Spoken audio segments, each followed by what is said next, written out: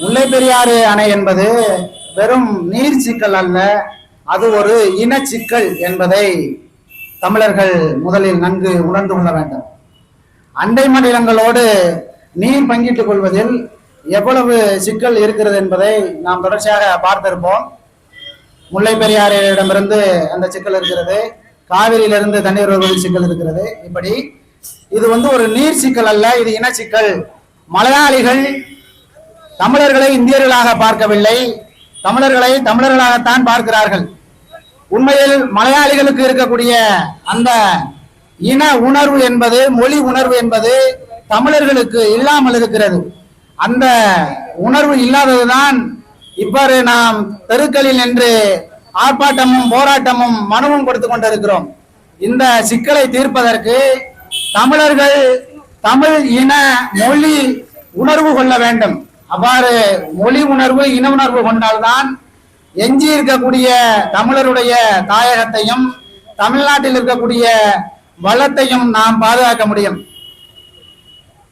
இந்த அணை எவ்வாறு இருக்கிறது என்று அண்மையில் வந்த செய்தி, அதாவது உச்சநீதிமன்றம் 3 கொண்ட ஒரு குழு ஒன்றை நியமித்திருந்தது. அந்த குழு நேற்று முல்லை பெரியாறு அணைக்கு சென்று 3 பேர் கொண்ட குழு, அதாவது தமிழ்நாடு அதிகாரிகளும் கேரள அதிகாரிகளும் இன்னபிற அந்த அமைப்பு சார்ந்த அதிகாரிகளும் சென்று நேரடியாக பார்வையிட்டு இருக்கிறார்கள். இந்த செய்தி 14/6 ஆங்கில இந்து, அதாவது இங்கிலீஷ் நாளேட்டு செய்தியில இன்னைக்கு காலையில பதிவாகியிருக்கு. நேற்று போய் அணையை பார்வையிட்டு இருக்கிறாங்க. உச்ச நீதிமன்றம் நியமிக்கப்பட்ட 3 கொண்ட குழு. அந்த குழுவினுடைய தலைமையாக இருந்தவர் ராகேஷ் காசியாப். அவர் மத்திய நீர் ஆணைய தலைமை பொறியாளராக இருக்கிறார். அதன் பிறகு சந்தீப் சக்சேனா என்கிறவர் தமிழ்நாட்டினுடைய கூடுதல் செயலாளர். கேரளாவின் சார்பில் அசோக் குமார் சிங் என்ற 3 கொண்ட குழுவும் இன்னவர் அதிகாரிகளும் சென்று நேரடியாக பார்வையிட்டு அவர்கள் செய்தியாளர் சந்திப்பில் சொன்ன செய்தி என்னவென்றால், முல்லை பெரியாறு அணை பாதுகாப்பாக இருக்கிறது, நாங்கள் முழுமையாக பரிசோதனை செய்தோம், அணை பாதுகாப்பாக இருக்கிறது, அதனை தொடரலாம், முல்லை பெரியாறு டேம் இஸ் அப்கீப் என்று அவர்கள் செய்தி கொடுத்திருக்கிறார்கள். முல்லை பெரியாறு பாதுகாப்பாக இருக்கிறது, புதிய அணை என்பது தேவையில்லை. உச்சநீதிமன்றம் முன்பே கூறியது போல 152 அடி தண்ணீரை தேக்கலாம் என்கிற உத்தரவாதத்தை அந்த 3 கொண்ட உச்சநீதிமன்றம் நியமித்த 3 கொண்ட குழு கொடுத்திருக்கிறது. இதுதான் அந்த அணை எவ்வாறு இப்போது இருக்கிறது என்பது குறித்த செய்தி. ஆகையினால் நான் முன்னே குறிப்பிட்டது போல ஒவ்வொரு மொழி உணர்வு எவ்வாறு இருக்கிறதோ அதை அண்டை மாநிலங்களுக்கு மட்டுமல்ல உலகம் முழுமைக்குமே மொழி அடிப்படையிலும் இன அடிப்படையிலும் தான் நாடுகளாக இருக்கிறது. அவ்வாறுதான் மொழிவழி தேசிய மாநிலமாக 1956 முதல் தமிழ்நாடும் பிரிக்கப்பட்டது. அதன்படி இன்று நாம் தமிழ்நாடு, நம்முடைய நாடு தமிழ்நாடு, நம்முடைய தாய்மொழி தமிழ் என்றுதான் நாம் இங்கே இருக்கிறோம். அதுதான் நமக்கான அடையாளம். இந்தியாவினுடைய கட்சிகளா இருக்கக்கூடிய காங்கிரசும் நம்மை தமிழனாகத்தான் பார்க்கிறது, பாசகவும் நம்மை தமிழனாகத்தான் பார்க்கிறது. ஆனால் தமிழர்கள் ஒவ்வொருவரும் தங்களை தமிழர்களாக அடையாளப்படுத்திக் கொண்டு நாம் முன்னேற வேண்டும். அப்போதுதான் நாம் இன்று வாழக்கூடிய இந்த நிலம், நமது வளம், நமது மக்களுக்கு அடுத்த தலைமுறைக்கு கடத்தப்படும். ஆகையினால் ஒவ்வொரு தமிழனும் தமிழச்சியும் இன உணர்வு கொள்ள வேண்டும். அதுதான் நம்மை தற்காப்பதற்கான அனைவரும் தமிழின உணர்வு கொள்வோம். இந்த போராட்டத்தை இங்கு நடத்தி கொண்டிருக்கிற தமிழ் தேசிய பேரியக்கத்தில் இணைந்து அனைவரும் தமிழர்களுக்கான உரிமைகளை மீட்க களம் காண்போம். நன்றி, வணக்கம். முல்லை பெரியாற்றில் புதிய அணை கட்ட துடிக்கும் கேரள அரசை கண்டித்து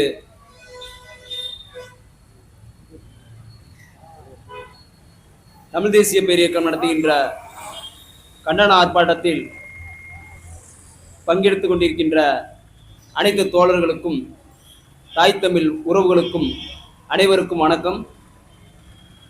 முல்லை பெரியாறு என்பது நமது உரிமை, நமது உடைமை என்பதை இங்குள்ள தமிழர்கள் புரிந்து கொள்ள வேண்டும்.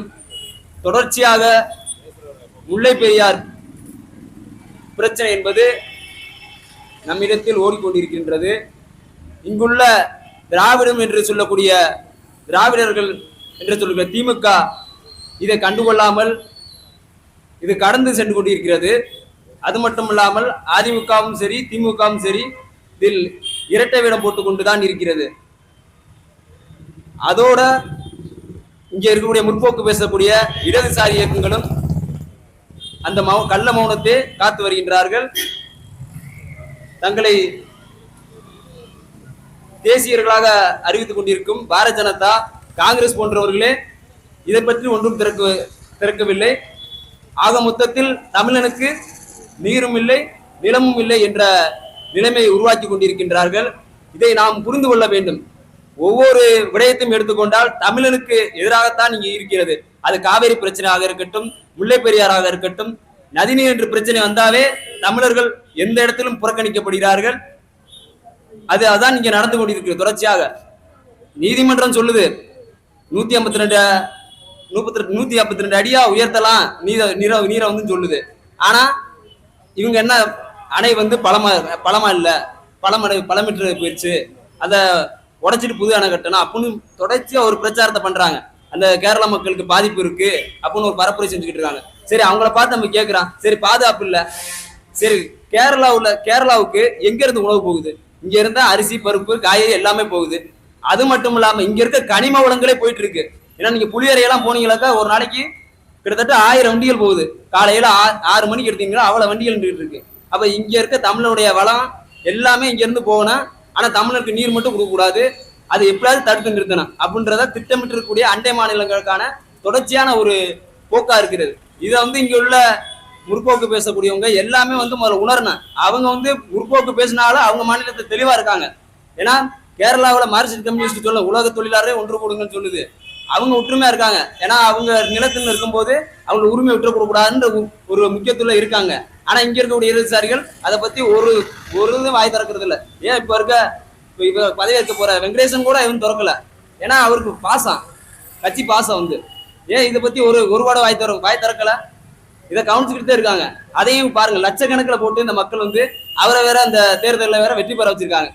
அப்ப எவ்வளவு பெரிய குடும்பம். தொடர்ச்சியா தமிழனுக்கு ஒரு புறக்கணிப்பா எந்த இடத்துலயுமே அவரு விருதா எடுத்துக்க மாட்டாரு. ஏன்னா நம்ம மதுரைக்குள்ளே பாக்குற பல பிரச்சனை, மீன் சிலை அமைக்கிறதுல ஒரு பிரச்சனை, இன்ன வரைக்கும் மீன் சிலையை அமைக்கல. அதை பத்தி எந்த கவலையும் அவர் கிடையாது. இப்ப தொடர்ச்சியா நீங்க இது மட்டும் இல்ல, இன்னைக்கு கண்ணை கோயிலுக்கு போனோம்னா அதுவும் பிரச்சனை. இப்படியே ஆக்கிரமிச்சுக்கிட்டே வந்தா அப்புறம் தமிழுக்கு எப்படித்தான் வாழ்றது? ஒரு பெரும்பான்மை இனம் வந்து தன்னுடைய உரிமை அனைத்துமே இழந்துட்டு அப்படி என்னதான் நினைச்சுக்கிட்டு இருக்கீங்க?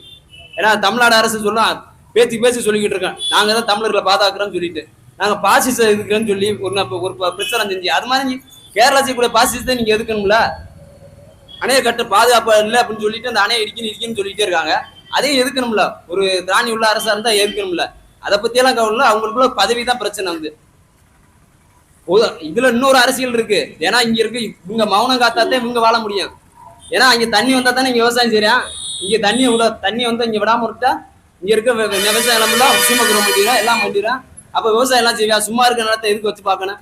அது வித்துட்டு நம்ம நாட்டுல ஒரு நகர பகுதியில போய் நம்ம நாட்டுல குடியேறிடுவோம் அப்படின்னா அப்படி ஆகிட்டு நம்ம இங்க இருக்க நிலங்களை ஃபுல்லா பெருமுதலாளிகளுக்கு பங்கு போட்டு வித்துருவோம் அப்படின்றக்காண்டி தொடர்ச்சியா இது நம்மளோட அரங்கேற்றப்படுது. அதை என்பதை நம்ம தமிழர்கள் நம்ம புரிஞ்சுக்கிறோம்.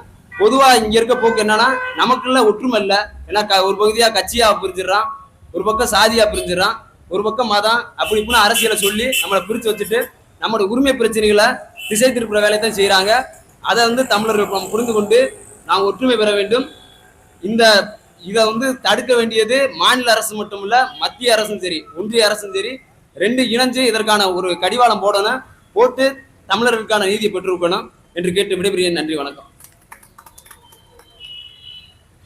இந்த சிறப்பான நிகழ்ச்சியை மதுரையில் ஏற்பாடு செய்து நடத்தி கொண்டிருக்கும் தமிழ் தேசிய பேரியக்கத்தின் தோழர்களுக்கு இந்த நேரத்தில் நன்றியையும் பாராட்டுகளையும் தெரிவித்துக் கொள்கின்றேன்.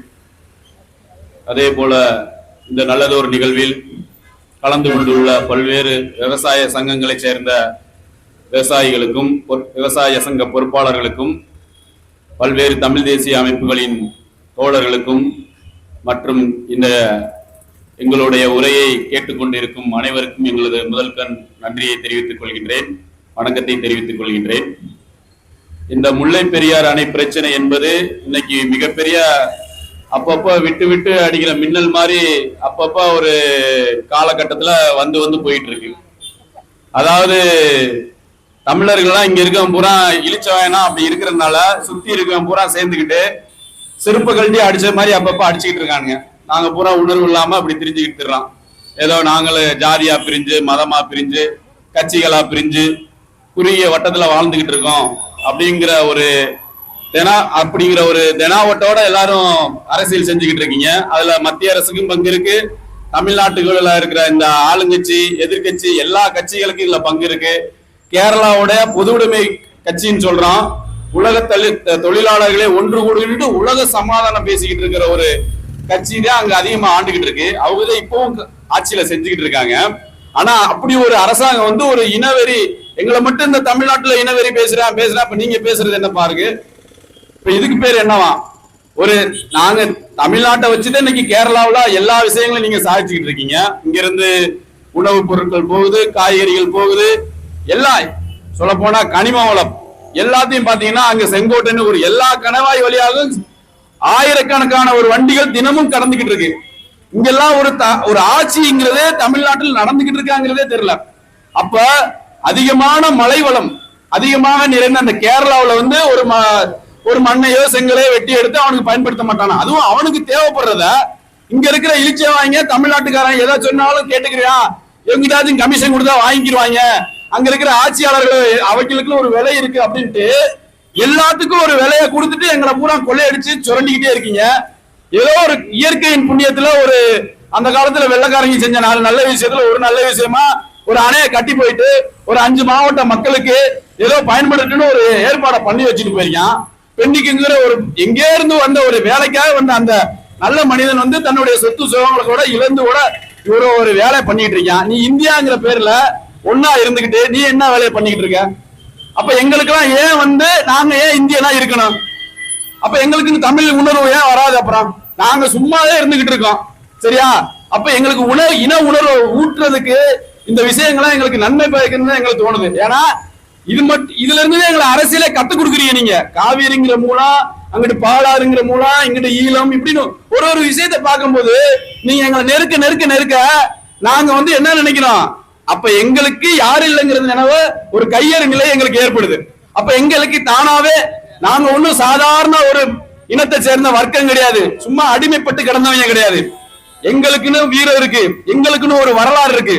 அந்த வரலாறை நாங்க தேட ஆரம்பிச்சிருக்கோம். இப்போ அதுக்கு காரணமான இந்த கேரள அரசுகள், கர்நாடக அரசுகள், மத்திய அரசுகள் எல்லாத்துக்கும் இந்த நேரத்துல நன்றியத்தையும் தெரிவிச்சுக்கிட்டு இருக்கோம். காலம் இப்படியே போயிட்டே இருக்காது. இப்ப இங்க இருக்கிறவங்க தமிழ்நாட்டுல ஆட்சியை மாத்தி மாத்தி அமைக்கிறாங்க, கொள்ளையடிச்சுக்கிட்டு மக்களுக்கான அரசியலை மக்களுக்கான இந்த உணர்வுகளை புரிஞ்சுக்கிட்டே போகும்போது அப்ப நீங்களும் தமிழர்களா இல்லையாங்கிற கேள்வியை உங்களை நோக்கி விரல்கள் நீளத்தான் செய்யும். அப்ப இங்க இருந்து மற்றவங்க எல்லாம் பேசுறாங்கன்னா இன்னொரு பேசத்தான் செய்வான். இதை யாரு நாங்களா காரணம்? நாங்கெல்லாம் உலக கம்யூனிஸ்டோட அதிகமா சிந்திக்கக்கூடிய யாதும் ஊரே யாவரும் கேளு அப்படின்ட்டு அந்த காலத்திலேயே எத்தனையோ 1000 ஆண்டுகளுக்கு முன்னாடி பாடி வச்ச போட இனக்கூட்டம் தான் நாங்க. ஆனா இன்னைக்கு எங்களை ஒரு குறுகிய கட்டத்துல தள்ளி இது ஒரு குறுகிய வாதம் பேசுறோம் அப்படின்னு நீங்க சொன்னீங்கன்னா அதுக்கு காரணம் நாங்க இல்லப்பா சாமி, நீங்க தான் காரணம். இப்படி நாங்களும் எத்தனை நாளைக்கா குட்ட குனிஞ்சுக்கிட்டே இருப்போம். அப்ப நாங்க சாப்பிட வேணாமா? எங்க இனத்தை சேர்ந்தவே எங்களுடைய வாரிசு எல்லாம் பசி பட்டினியா கடந்து செத்து போயிடணுமா? இது மட்டுமா பண்ணிட்டு இருக்கீங்க? சுத்தி இருக்கிற எங்க பார்த்தாலும் எங்க ஓனாலும் ஒரு தமிழர் என்று ஒரு ஏதோ ஒரு விஷயத்த ஒருத்தர் பேசினாலே அவனை வந்து அடக்குமுறைக்கு உட்படுத்துறது, ஒடுக்குமுறைக்கு உட்படுத்துறது, இதெல்லாம் வந்து எல்லா காலமும் இது வந்து நீடிக்காது. தொடர்ந்து நாங்க இங்குள்ள மத்திய அரசுக்கும் சரி, மாநில அரசுகளுக்கும் சரி, ஆண்ட அரசு, எதிர்கட்சிகள், இங்க இருக்கிற கூட்டணி கட்சிகள், எல்லா கட்சிகளுக்கும் ஒண்ணு சொல்லிக்கிறோம். அதாவது ஒண்ணு, உங்களால முடிஞ்சா செய்யுங்க, எங்களை ஏமாத்திக்கிட்டு இருக்கிற வேலையை மட்டும் பண்ணிக்கிட்டு இருக்க கூடாது, சரியா? இல்லாட்டி ஒதுங்கிக்கங்க. மக்களை நாங்க பாத்துக்கிறோம்யா, எவன் வர்றான்னு பாத்துக்கிறோம். எங்களுக்கு தெரியாதா? நாங்கெல்லாம் வெள்ளையர்களை ஓட ஓட விரட்டிய இனம் வந்து தமிழ் இனம், சரிங்களா? வீரவங்க வேலுநாச்சியர் ஆண்ட, மருது பாண்டியர்கள் ஆண்ட, புலித்தேவர்கள் புலாவிய பூமி இந்த மதுரை மண்டலம். அப்படி இருக்கும் போது அதுகிட்ட இருக்கிற அந்த வீரமும் இனமும் எங்களுக்கு கொஞ்சம் கூட இல்லாம போயிருமா? இதெல்லாம் வந்து அரசுகளுக்கு வந்து மிகப்பெரிய எச்சரிக்கை கொடுக்கிறோம். மிகப்பெரிய போராட்டங்களை கட்டுற மாதிரி வச்சிடாதீங்க. அந்த போராட்டம் வந்து அப்புறம் அது தேசிய இனத்தை சார்ந்த தேசிய இனத்துக்கு விடுதலைக்கான போராட்டமா மாறிடும். இது போன்ற தவறுகளை வந்து அரசுகள் குறைத்து கொள்ளாவிட்டால் நிச்சயமா இது வந்து நாங்க வெறுமனே அந்த பீர்மேடு தேவிக்குளம் இதோட கேட்டுட்டு நிப்போம்னு நினைச்சிடாதீங்க. இது வேற வகையான போராட்டத்தை கொண்டு போயிடும். எங்களுக்குன்னு உரிமை இருக்கு. சொல்ல போனா இது வந்து என்னமோ பிரிவினைவாதம் இல்ல, இது எங்களுடைய உரிமை. ஒண்ணு, எல்லாரும் ஒன்னா சேர்ந்திருக்கோம், குடும்பம் நடந்திருக்கோம். நல்லா இல்லாட்டி நீ சரியா இருந்தா நாங்க இருக்க போறோம். நீ இல்லன்னு எனக்கு நீ வேணாம்னு நினைக்கும் போது அப்ப நான் உனக்கு வேணாங்கிற பேச்சை உருவாக வேண்டிய சூழல் உருவாகும். இதை உருவாக்கிய பெருமை உன்னையே சேருமியா. நாங்க ஒண்ணும் பேச ஆரம்பிக்கல, நீங்க எங்களை பேச வைக்க போறீங்க. அதனால தமிழ்நாடு அரசுகளுக்கும் சரி, கேரள அரசுகளுக்கும் சரி, நீங்க எல்லாமே ஏதோ திட்டமிட்டு ஒரு அரசியல் பண்ணிட்டு இருக்கிறத நாங்க பாக்குறோம். எல்லாருமே என்ன பச்சை பிள்ளைக்கு வாழைப்பழத்தை உரிச்சு கொடுக்குறீங்களா? என்ன 152 அடின்னு உச்ச நீதிமன்ற தீர்ப்பு சொல்லுது, அதை நான் ஏத்த மாட்டேன், நான் ஒத்துக்கிற மாட்டேன் அப்படின்னா இது என்ன இந்தியாங்கிறது நாடா இல்லது சுடுகாடா? கேள்வி கேட்க இங்க யாரும் இல்லையா? அப்ப இங்க இருக்கிற ஆட்சிகள் இதை எடுத்து கேள்வி கேட்கறது கிடையாது. இங்க இருந்து கடிதம் மட்டும் எழுதிக்கிட்டே இருக்கீங்க. என்ன இது வச்சிருக்கீங்க? உங்க அப்பா அதையும் அவனுக்கு கத்து கொடுத்துட்டு போயிருக்கானா? கடிதம் இருந்தா போதுமா? ஏத்து நின்று கேள்வி கேட்க வேணாமா? எதுக்கு உன்னை நம்பி ஓட்டு போடுறாங்க? தெரிஞ்சோ தெரியாமல எப்படி ஓட்டு போட்டு விட்டுறோம்ல, அதுல ஒரு கொஞ்சமாச்சும் உங்களுக்கு நன்றி உணர்வு இருக்கா? 40க்கு 40ங்கிறீங்க, 200க்கு 200ங்கிறீங்க. எல்லாரும் இப்படி வாங்கிட்டு ஓட்டை மட்டும் வாங்கிட்டு போய் படுத்துட்டு அடுத்து உள்ளாட்சி தேர்தலை பத்தி பேசுறாங்க. இந்த பெரிய விஷயத்தை யாரையா பாப்பா? இதெல்லாம் சரியில்லாத ஒரு விஷயங்களை முன்னெடுத்துக்கிட்டு இருக்கீங்க. தமிழ்நாடு அரசு ஒழுங்கா ஓட்டு போட்ட மக்களுக்கு, தமிழ் மக்களுக்கு நன்றி உள்ளவனா இருங்க. இல்லாட்டி உங்களை வரலாறு மன்னிக்காது. எங்களுக்கான பிரச்சனை நாங்க பாத்துக்கிறோம். ஆனா இதுல நீங்க எந்த ரோல் பிளே பண்ண போறீங்கிறத நீங்களே முடிவு பண்ணிக்கணும். இந்த பெரியார் விஷயத்த கைய வைக்க நினைச்சீங்கன்னா நிச்சயமா இது மிகப்பெரிய ஜல்லிக்கட்டு போராட்டத்தோட மிகப்பெரிய போராட்டமா இருக்கும். அது தமிழ்நாட்டை மட்டும் இல்ல, இந்தியா மட்டும் இல்ல, உலக அளவுல திரும்பி பார்க்க வைக்கக்கூடிய போராட்டமா மாறும். நான் சும்மா ஏதோ ஒரு பேச்சுக்காக மைக்கு கிடைச்சோன்னா பேசுறதுக்காக இல்லைங்க.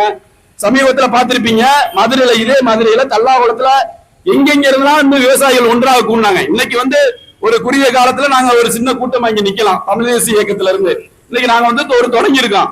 ஆனா விவசாயிகள் தங்களுக்கான ஒரு பிரச்சனையை சரியாக போதிக்கப்படும் போது நிச்சயமா மிகப்பெரிய அளவுல திரளுவாங்க. இங்க இருந்து டெல்லிக்கே போய் எங்க விவசாயிகள் போராடி இருக்காங்க. அப்புறம் எங்களுக்குன்னு ஒரு பிரச்சனைன்னு வரும்போது வரமாட்டாங்களா? நிச்சயமா மிகப்பெரிய லட்சக்கணக்கான நாங்க விவசாயிகளை திரட்டிக்கிட்டு போய் மிகப்பெரிய அளவுல எல்லா எல்லைகளையும் முற்றுகையிடுவோம். டெல்லி போராட்டத்தோட பன்மடங்கு மிகப்பெரிய ஒரு போராட்டமா அணை மேல கையில வச்சீங்கன்னா, ஒரு அணையை மட்டும் இல்ல, இங்கிட்டு காவிரியை உடைக்கணுங்கிறீங்க, இங்கிட்டு காவிரிக்கு பிரச்சனையை உண்டு பண்றீங்க, அங்கிட்டு ஆந்திராவில இருந்து பிரச்சனையை உண்டு பண்றீங்க. ஒரு விஷயம் நான் ஒண்ணு கேட்கிறேன் எல்லா அரசியலையும், இதே ரிவர்ஸ் பண்ணி பாருங்க. தமிழ்நாடு மட்டும் அந்த பக்கம் இருந்துகிட்டு நீங்க இங்க இருந்தீங்கன்னா நாங்க இந்த மாதிரி எல்லாம் ஒரு இறக்க குணமற்ற அளவுல செயல்பட்டு இருப்போமா? இந்த அளவுக்கு ஒரு உச்ச நீதிமன்ற தீர்ப்பை இந்த எங்களுடைய அரசுகள் மதிக்காம இருந்திருக்குமா? ஆனா ஏன் உங்களுக்கு மட்டும் இந்த மாதிரி ஒரு குறுகிய எண்ணங்கள் வருது? உலக அரசியல் எல்லாம் பேசுறீங்க, அதுல கொஞ்சம் கூட ஃபாலோ பண்ண மாட்டீங்க. அப்ப எங்களுக்கு மட்டும் அந்த விதி எப்படி ஒத்து வரும்? நாங்க எங்களுடைய அதாவது அதே விஷயத்த சொல்றேன், நாங்க என்ன ஆயுதங்கள் எடுக்க வேண்டும் என்பது எங்களுடைய எதிரிகள் தீர்மானிக்கிறாங்க. அதனால நாங்க இங்க எந்த வடிவில் இன்னைக்கு சும்மா மதுரையில திருவள்ளுவர்ல நின்றுகிட்டு 4 பேர் கத்திட்டு போயிட்டாண்டா அப்படின்னு ஏதோ அவங்க கடமைக்கு கத்திட்டு போயிட்டு எங்க உணர்வுகள் போயிருக்கா நாங்க பேச கிடையாது. இது எங்களுடைய உணர்வையை ஜனநாயக முறையில தெரிவிக்கிறோம். இதை அரசுகள் உரிய முறையில செவிசாய்க்காவிட்டால் நிச்சயமா மிகப்பெரிய ஒரு ஜல்லிக்கட்டு போராட்டத்தை நோக்கி நகரும். அது போன்ற பன்மடங்கு ஒரு பெரிய போராட்டங்கள் கேரளா எல்லையில 2011 தமிழ் இனத்தை சேர்ந்த விவசாயிகள் சாதிச்சு காட்டுறாங்க. அது போன்ற மீண்டும் ஒரு போராட்டத்தை நீங்க தயவு செஞ்சு அனுபவிச்சாங்க. உங்களுடைய நல்லதுக்கு சொல்றேன். அந்த போராட்டம் அடுத்து என்ன வடிவம் பெறும்னா, அது தமிழ்நாட்டோட விடுதலை நோக்கி இப்பவே அங்கிருந்து விவசாயிகள் எல்லாம் குரல் கொடுக்க ஆரம்பிச்சாங்க. இதெல்லாம் யாரு சொல்லி கொடுத்து பேசல. ஒண்ணு, அணைய ஒழுங்கா பாதுகாப்பா வைய, இல்லாட்டி எனக்கு பீர்மேடு, எனக்கு தேவி குளத்தை விடுன்னு விவசாயி இயல்பாவே பேச ஆரம்பிச்சுட்டான். ஏன்னா அவனுக்கு அந்த அரசியல் புரிஞ்சிருச்சு. அப்ப இதுல தமிழ் தேசிய இயக்கங்கள் மற்ற இயக்கங்களா உள்ள போய் வேலை செய்யும் போது இது வேற தளத்தை நோக்கி நகர வேண்டிய சூழல் உருவாகும் என்ற இந்த நேரத்துல ஆளும் அரசுகளுக்கும் நம்ம கேரள அரசுக்கும் மத்திய அரசுக்கு எச்சரிக்கை விடுத்து விடை பெறுகின்றேன். நன்றி, வணக்கம். கதிர் நிறுவனம் அவர்கள் உரையாற்றுவார்.